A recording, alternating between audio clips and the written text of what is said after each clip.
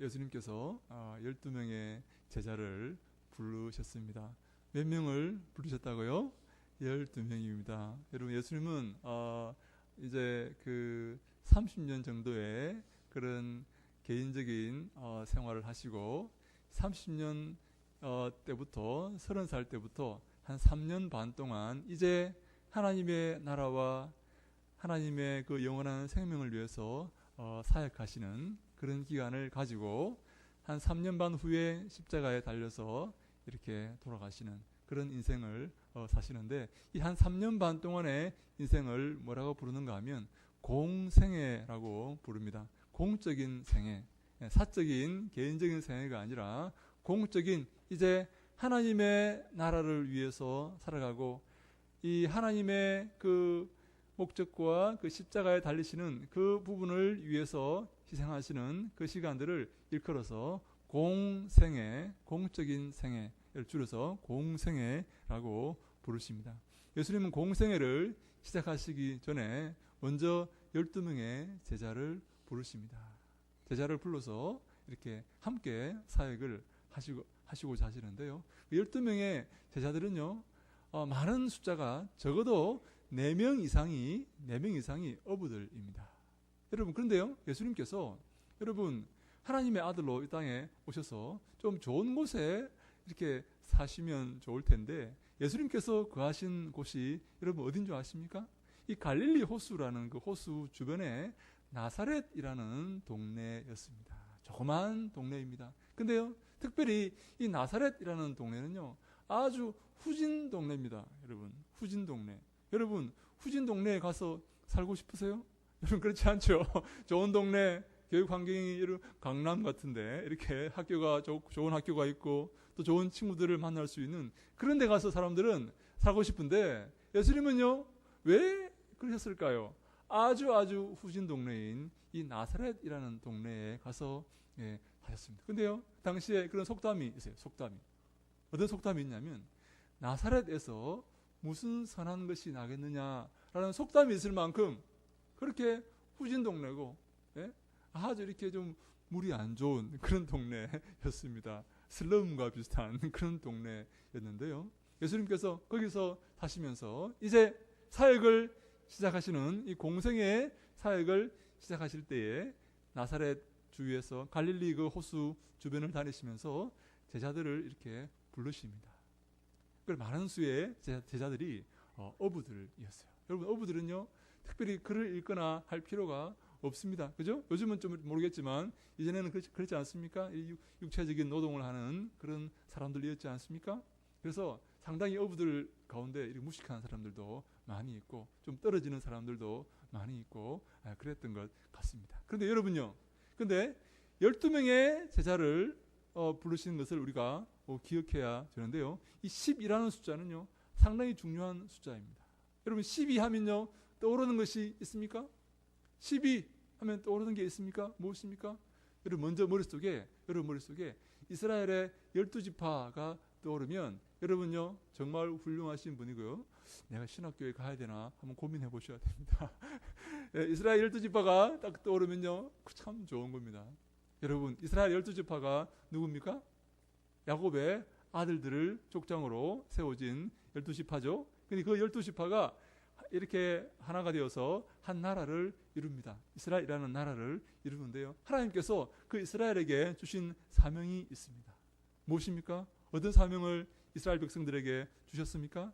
하나님의 사랑을 온 천하에 다니면서 전하고 하나님의 그 능력을 전하고 하나님께 영광을 돌리라고 야곱을 선택해서 이스라엘 12지파를 태어나게 해서 그 나라를 이루어 주신 것입니다. 근데요, 그 12명의 그 족장들을 중심으로 세워진 12지파가, 즉 이스라엘이라는 나라가 하나님의 그 목적과 그 목표에 부응하였습니까? 아니면 실패하였습니까? 실패하고 말았습니다. 그들은 하나님께서 부여하신 그 임무인 온 천하에 다니면서 복음을 전하고 그들에게 하나님의 사랑을 전하고 하나님의 은혜를 전하라는 그 하나님의 명령에 부응하지 못하고 순종하지 못하고 자기 일을 위해서 살아가고 우리가 선민인데, 우리가 선택된 사람인데 라고 교만하고 자만하고 하나님을 섬기는 것이 아니라 바알을 섬기고 우상을 섬기고 하나님의 마음을 아프게 하다가 결국 남북으로 갈라져서 북쪽 나라 이스라엘은요, 저 아수르에 사로잡혀서 비참하게 다 멸망당하고, 남쪽 나라 유다는 저 바벨론에 사로잡혀서 아주 비참하게 망하고 말았던 것입니다. 이스라엘은 실패하고 말았습니다. 그런데요, 하나님의 계획은 실패함이 없습니다. 하나님은요, 원래 하나님은 예수 그리스도를 통해서 새로운 민족을 이루어 가기를 원하셨던 것입니다. 예수님께서 12명의 제자를 부르셔서 하나님의 사역을 시작하십니다. 이것은요, 이제 영적인 새로운 이스라엘을 창조하신 것이나 마찬가지입니다. 하나님은요, 12명의 제자들을 중심으로 이제 새로운 하나님의 나라를 이루어 가십니다. 여러분, 무슨 말인지 이해되시죠? 이전에 12지파를 중심으로 하였던 그 하나님의 나라가 실패했지만, 하나님은 원래 예수님을 통해서 12명의 제자들을 통해서 새로운 영적인 나라, 영적인 가족을 이루어 가기를 원하셨던 것입니다. 그래서 오늘 예수님께서 말씀하시되 나를 따라오라, 내가 너희를 사람을 낚는 어부가 되게 하리라 라고 말씀하시면서 12명의 제자를 부르십니다. 12명의 제자를 예수님의 제자로 부르십니다. 근데요, 저는요, 오늘 이 시간 우리가 12명의 제자 가운데 포함되어야 된다고 생각합니다. 그리고 또한 12명의 제자가 이루어 나가는 그 하나님의 나라의 백성이 되어야 된다고 생각합니다. 예수님께서 12명의 제자를 어떻게 부르시고 그들을 어떻게 훈련시키시고 어떻게 인도하셨는가를 우리가 지켜보면 우리가 어떠한 삶을 남은 인생에 살아가야 하는가 하는 것을 알 수 있게 됩니다. 우리의 삶의 방향을 우리가 알 수 있게 되는 것입니다. 사랑하는 여러분 제자라는 말은요, 예수님의 제자라는 말은요, 이 제자라는 말은 마테테스라는 말인데, 이 말은 만타노라는 말에서 나온 말입니다. 만타노라는 말은 무슨 말인가 하면 배운다라는 말입니다. 그래서 제자는 항상 배우는 사람입니다. 그러면 예수님의 제자는 누구에게 배우는 사람입니까? 예수님에게 배우는 사람입니다. 사랑하는 여러분, 저를 한번 쳐다보세요. 예수님의 제자는 예수님에게 배우는 사람입니다. 그래서 우리는요, 항상 우리의 믿음이 예수님께 향해서 자라가야 됩니다. 오늘이 다르고 내일이 다르고 올해가 다르고 항상 성장해야 하는 것입니다. 여러분, 우리 교회 안에 식물들이 있지 않습니까? 그죠? 식물들이 보이시죠? 여러분, 이 식물들이 만약에 자라지 않는다면 문제가 생긴 것입니다. 어린 아이들이 있습니다. 어린 영혼들이 자라지 않는다면 그것은 큰 문제입니다. 항상 양식을 먹고 음식을 먹고 자라가야 합니다. 근데요, 예수님의 제자들은 영적으로 자라가야 됩니다.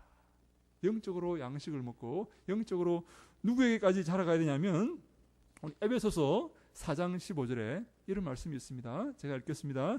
오직 사랑 안에서 참된 것을 하여 범사에 그에게까지 자랄지라, 그는 머리니 곧 그리스도라 라고 에베소서 4장 15절에 말하고 있습니다. 항상 범사에 어디까지 자라가라고요?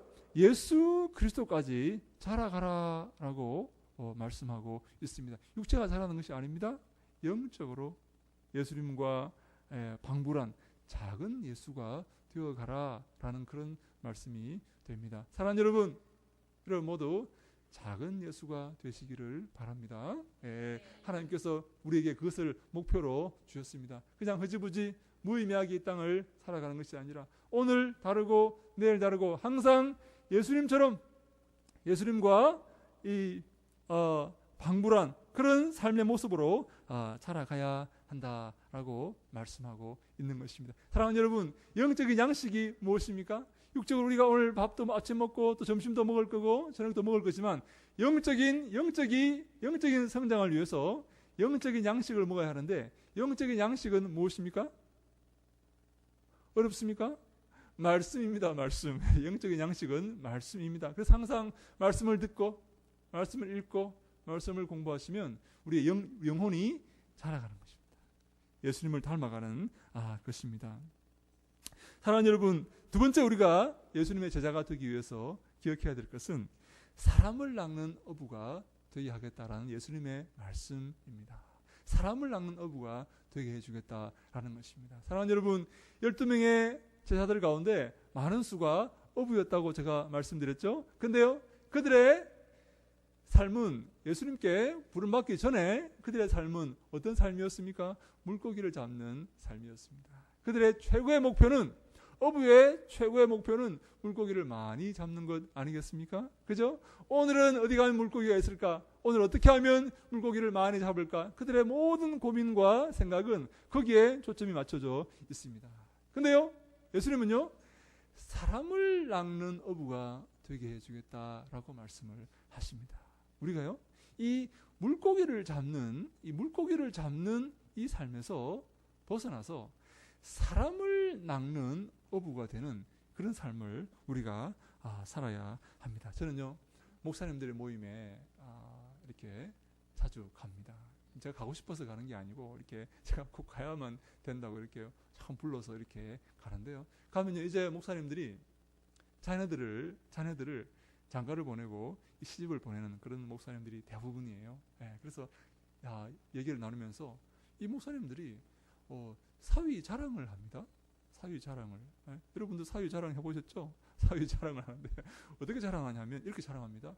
우리 사위는 말이야, 이번에 우리가 사위를 봤는데 변호사야. 이 자랑합니다. 변호사 이름 얼마나 든든하고 좋습니까? 그렇지 않습니까? 근데 목사님들의 생각이 아주 세상적인 생각이에요, 이렇게 보면. 근데 정말 기가 막힌 또 말을 하는 거예요. 또 이런 말을 해요. 우리 사위는 말이야, 키가 180이다? 이런 말을 해요. 키가 큰 게, 여러분, 키가 큰 게 자랑이 아닌데, 그것도 자랑이라고 막 이렇게 이 땅에서 자랑을 하는 것을 봅니다. 얼마나 이 교회가, 이 목사님들이 세속적인 생각을 갖고 있는 것을 봅니다. 우리 교회는 말이야, 헌금이 얼마나 들어오는지 알아? 이렇게 아주 세속적인 그런 생각을 이렇게 많이 하는 것을 봅니다.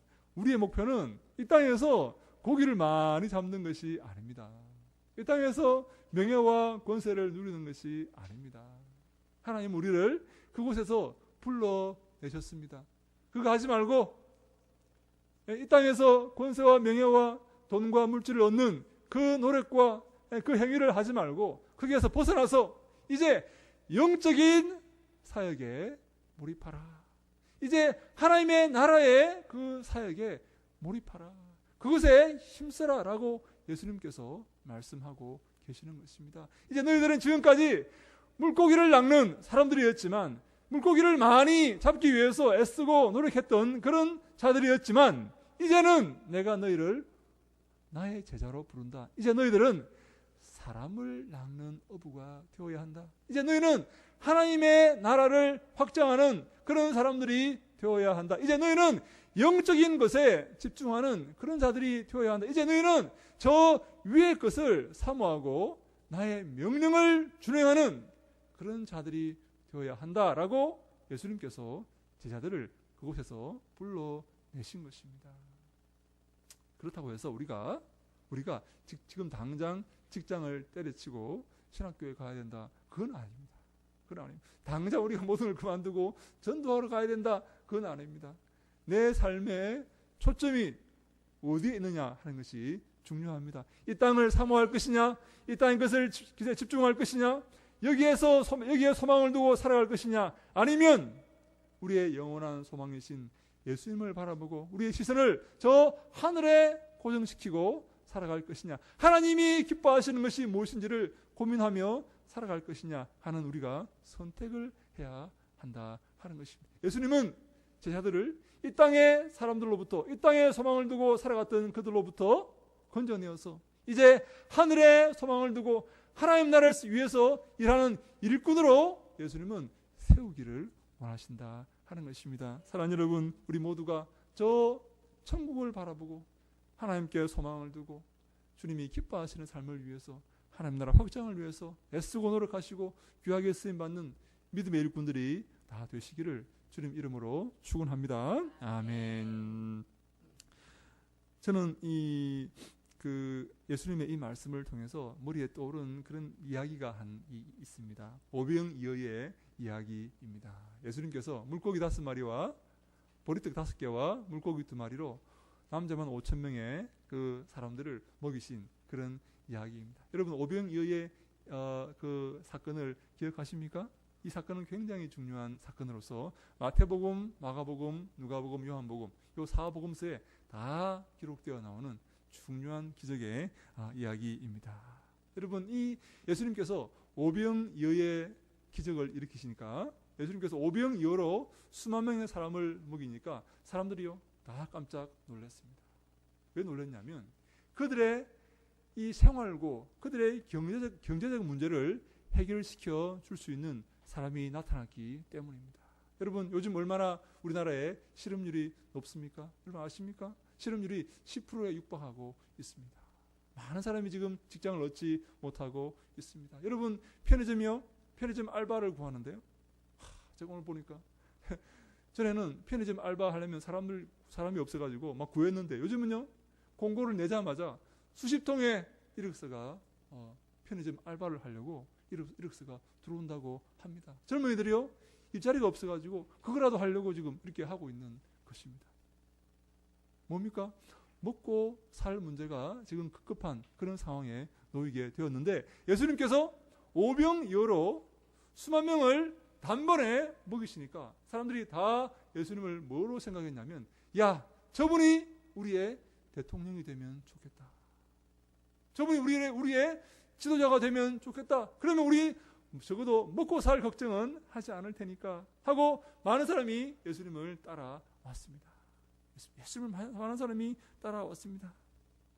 그래서 우리 요한복음 6장 15절에 보니까, 그러므로 예수께서 저희가 와서 자기를 억지로 잡아 임금 삼으려는 줄을 아시고 다시 혼자 산으로 떠나가시니라 라고 말합니다. 사람들이 와서 예수님을 임금으로 옹립하고 임금으로 삼으려고 하니까 예수님께서 어떻게 하셨다고요? 산으로 떠나가셨다라는 말입니다. 나는 그것을 위해서 온 사람이 아니다. 나는 그것에 관심이 없다라는 말씀입니다. 예수님 어디로 가셨습니까? 산으로 기도하러 가셨습니다. 그런데 사람들이요 포기하지 않습니다. 끝까지 예수님을 따라와서 예수님을 붙들고 예수님을 찾습니다. 그래서 예수님에게 이 사람들이 와가지고 25절에 보니까 바다 건너편에서 만나서 랍비여 어느 때에 여기 오셨나이까 하니, 자 우리 함께 요한복음 6장 25절 말씀 한번 같이 읽어볼까요? 여러분 한번 봅시다. 요한복음 6장 25절 말씀입니다. 요한복음 6장 25절 말씀을 같이 한번 우리 보겠습니다. 사람들이 예수님을 찾아서 예수님을 따라서 지금 찾아다니고 있습니다. 요한복음 6장 25절 말씀 같이 읽습니다. 시작. 바다 건너편에서 만나 랍비여 언제 여기 오셨나이까 하니, 예수님께서 바다 건너편으로 가버리셨어요. 그들이 예수님을 찾아서 임금을 삼으려고 왕을 삼으려고 찾아다니는데 예수님께서 호련히 바다 건너편으로 가셔버렸습니다. 근데요 이 사람들이 포기하지 않고 예수님을 찾아다닙니다. 왜요? 그들의 이 삶의 문제를 해결할 수 있는 분이라고 생각했기 때문입니다. 예수님께서 26절에 뭐라고 말씀하십니까? 26절 말씀을 같이 한번 읽습니다. 시작. 예수께서 대답하여 이르시되 내가 진실로 진실로 너희에게 이르노니 너희가 나를 찾는 것은 표적을 본 까닭이 아니요 떡을 먹고 배부른 까닭이로다. 아멘. 예수님께서 그들이 예수님을 찾은 것은 예수님의 그 기적의 의미를 알고, 예수님이 하나님이시구나, 예수님이 메시아시구나, 예수님이 그들을 구원하실, 십자가를 지고 그들을 구원하실 하나님의 아들이시구나, 예수님을 믿고 영원한 생명을 얻어야지 라고 생각한 것이 아니고 먹고 배부른 까닭이다 하는 것입니다. 그들의 생활고 문제, 그들의 배부름의 문제, 그들의 경제적 문제를 해결해 줄 수 있는 그런 사람이라고 사람들이 생각을 했기 때문이다 라는 말씀입니다. 자, 이제 여기 두 가치관이 충돌합니다. 예수님은 오병이어의 기적을 일으켜 주셨습니다. 그 기적은 어떤 표적입니다. 표적은 뭔가 하면 어떤 의미가 있는 기적이다라는 말이거든요. 예, 세메이온이라는 말인데 의미가 있는 기적입니다. 어떤 의미가 있습니까? 오병이어의 기적은 어떤 의미가 있습니까? 예수님께서 하나님이시고 저 이스라엘 백성이 광야에서 만나와 메추라기로 살았듯이 예수님도 저 광야에서 그들을 먹이실 수 있는 하나님이시고 나아가 예수님은 십자가를 지고 그들을 구원하실 메시아이시고 하나님의 아들이라는 사실을 오병이어의 기적을 통해서 예수님은 알게 하기를 원하셨는데 이 사람들은 예수님을 어떻게 생각하고 있습니까? 그들의 배부름의 문제를 해결할 왕으로 삼고자 했던 것입니다. 예수님과 완전히 지금 다른 생각을 갖고 있는 것입니다. 그래서 예수님은 다시 이렇게 정확하게 말씀을 해주십니다. 27절 말씀입니다. 같이 읽습니다. 시작. 썩을 양식을 위하여 일하지 말고 영생하도록 있는 양식을 위하여 하라. 이 양식은 인자가 너희에게 주리니 인자는 하나님께서 인치신 자니라. 아멘. 썩어질 양식, 배부름의 양식, 그것을 위해서 일하지 말라. 그것은 썩어질 뿐이다. 이 땅과 함께 멸망할 것이다. 무엇을 위해서 일하라고요? 영생을 위해서 일하라. 인자는 나는 곧 이것을 위해서 이 땅에 온 하나님의 아들이다 라는 말씀을 예수님께서 말씀하고 있습니다. 사랑하는 여러분, 우리의 관심이 어디에 있습니까? 썩어질 양식에 있습니까? 여전히 이 땅에 있습니까? 저는 요즘 교회들을 보면서 많은 교회들이 이 땅에 썩어질 것에 관심을 갖고 있는 것을 봅니다. 옆에요, 큰 교회가 있습니다. 큰 교회가 있습니다. 여러분. 이름만 되면 아는 교회입니다. 그럼 그 교회 표가 있는데요, 크게 교회 앞에 표를 붙여놨습니다. 그 표가 뭔지 아십니까? 뭔지 아십니까? 인사만 잘하면 먹고 산다. 그런 표가 있어요. 인사만 잘해도 먹고 산다. 그런 표를 갖고 있어요. 저는 제가 그 목사님이 개인적으로 아무런 감정이 없습니다만은, 그 교회 여러분 많은 사람이 그 교회에 모여서 나옵니다. 왜 오겠습니까? 먹고 살기 위해서 오는 건 아니겠습니까? 우리 관심이 어디입니까? 이 땅에서 먹고 사는 것입니까? 이 땅에서 잘 사는 것입니까? 아니면 영원한 하나님의 나라입니까? 예수님께서 그래도 이스라엘 백성들이 이해를 못하자 예수님께서 6장 62절에 이런 말씀을 합니다. 우리 함께 62절 말씀을 같이 한번 볼까요? 드디어 예수님께서 자기의 본인의 그 본색을 드러내십니다. 6장 62절 말씀, 62절 63절 말씀입니다. 같이 읽습니다. 시작. 그러면 너희는 인자가 이전에 있던 곳으로 올라가는 것을 본다면 어떻게 하겠느냐? 살리는 것은 영이니 육은 무익하니라. 내가 너에게 이른 말이 영이요 생명이라. 아멘. 내가 하늘나라로 갈 것이다 라고 말하는 것입니다. 그들은 예수님을 임금으로 삼고 대통령으로 삼기를 원했지만 예수님은 나는 십자가를 지고 천국으로 갈 것이다. 이 땅에 나는 소망을 두는 사람이 아니다. 살리는 것은 영이요, 살리는 것은 생명이다. 이 땅의 것은 무익하고 육적인 것은 무익한 것이다 라고 말하니까 여러분, 라고 말하니까 66절에 이런 말씀이 있습니다. 우리 같이 한번 66절 말씀 한번 볼까요? 66절 말씀입니다. 자, 시작. 그때부터 그의 제자 중에서 많은 사람이 떠나가고 다시 그와 함께 다니지 아니하더라.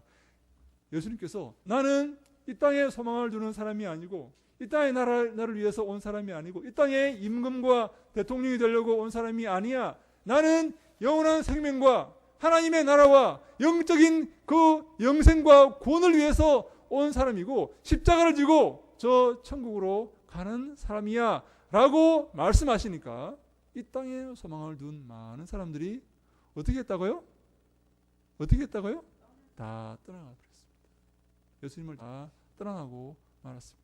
여러분, 그 수많은 사람이 예수님을 찾아와서 왕이 되어주세요, 대통령이 되어주세요, 우리의 지도자가 되어주세요 라고 말했던 그 많은 사람이 예수님의 그 십자가의 말씀, 나는 천국에 갈 것이야, 나는 이 땅에 소망을 두는 사람이 아니야 라고 말씀하시니까 어떻게 했다고요? 다 떠나가고 말았습니다. 여러분, 얼마나 떠나갔을까요? 얼마나 떠나갔겠습니까? 예수님께서 이렇게 말씀하십니다. 67절에 예수께서 12제자에게 이르시되 너희도 가려느냐. 12명이 남았습니다. 그 많은 사람 다 떠나가고 12명, 오직 12명이 남았습니다. 너희도 갈 거냐? 사랑하는 여러분, 여러분도 가실 겁니까? 이 땅을 사모하여서 이 땅에 소망을 두고 이 땅을 위해 살아가실 것입니까? 그랬더니 우리 베드로가 이렇게 말합니다. 우리 68절입니다. 68절 69절입니다. 같이 읽습니다. 시작. 시몬 베드로가 대답하되 주여 영생의 말씀이 주께 있사오니 우리가 누구에게로 가오리까? 우리가 주는 하나님의 거룩하신 자이신 줄로 믿고 알았사옵나이다. 아멘. 베드로가 유명한 고백을 합니다. 영생의 말씀, 영원한 생명의 말씀이 예수님께 있습니다. 우리는 그것을 보고 왔습니다. 이 땅에 소망을 두고 이 땅의 것을 사모하여 온 것이 아니라 영원한 생명을 얻기 위해서 예수님께 온 사람들입니다. 우리가 누구에게로 가겠습니까? 우리는 예수님과 함께 갈 수밖에 없습니다. 우리가 주는 하나님의 거룩하신 자이신 줄로 믿고 알고 있습니다. 라고 베드로가 놀라운 고백을 하게 됩니다. 사랑하는 여러분, 우리가 바로 이런 마음으로 예수님의 제자들이 되어야 합니다.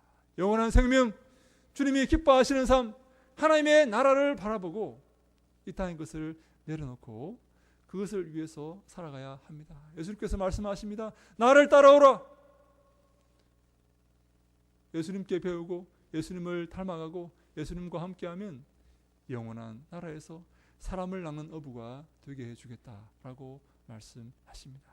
저는 하나님께 기도합니다. 하나님, 이제 우리 교회도 부흥할 때가 되었습니다. 하나님, 우리 교회 축복하여 주시옵소서. 근데 제 마음 가운데 이런 마음이 이렇게 스물스물 생깁니다. 내가 먼저 내 뒤를 따르라.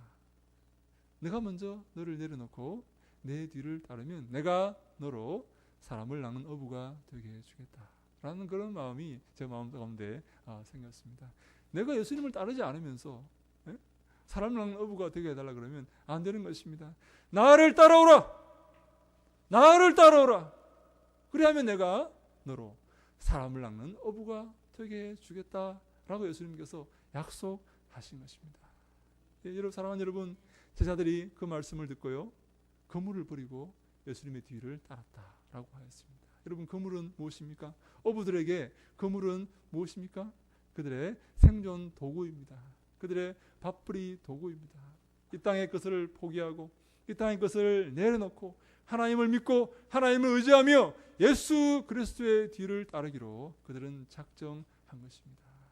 사랑하는 여러분, 우리에게 남은 인생이 얼마나 되겠습니까? 무엇이 중요한 것입니까? 무엇이 주님 앞에 섰을 때에 주님께서 우리를 판단하실 기준이 됩니까?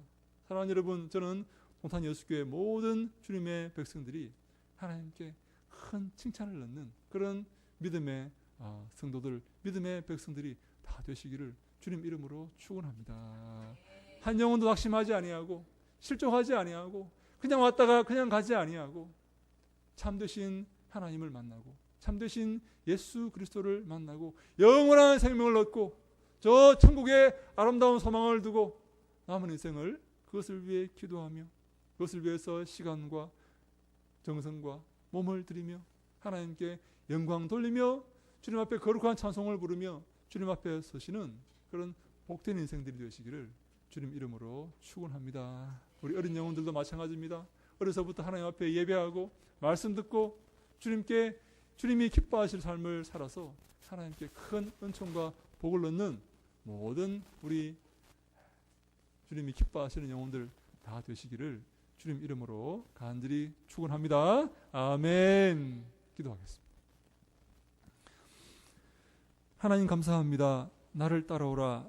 내가 너희로 사람을 낳는 어부가 되게 하겠다라고 말씀하신 그 예수님 말씀을 기억하면서 우리가 지금은 부족하지만 한 걸음 한 걸음 예수 그리스도의 뒤를 따르는 축복된 백성들 되게 하여 주시옵소서. 이 땅에 소망을 두고 이 땅에 그것을 사모하는 것이 아니라 저 천국에 소망을 두고 주님 앞에 서게 될 그 때를 기억하며 남은 인생을 주님이 기뻐하시는 그렇게 복된 삶을 살아갈 수 있도록 아버지여 축복하시고 도와주시옵소서. 동탄 예수교회 주님이 기뻐하시는 교회 되게 하시고 말씀이 넘치는 교회, 기도가 넘치는 교회, 찬송이 넘치는 교회, 성령 충만한 교회가 되게 하셔서 남은 인생을 하나님께 의지하며 하나님을 바라보며 주의 영광을 위해 살아가는 우리 모두가 될 수 있도록 아버지여 축복하시고 도와주시옵소서. 인도하실 것을 믿사옵고 예수님 이름으로 기도하옵나이다. 아멘.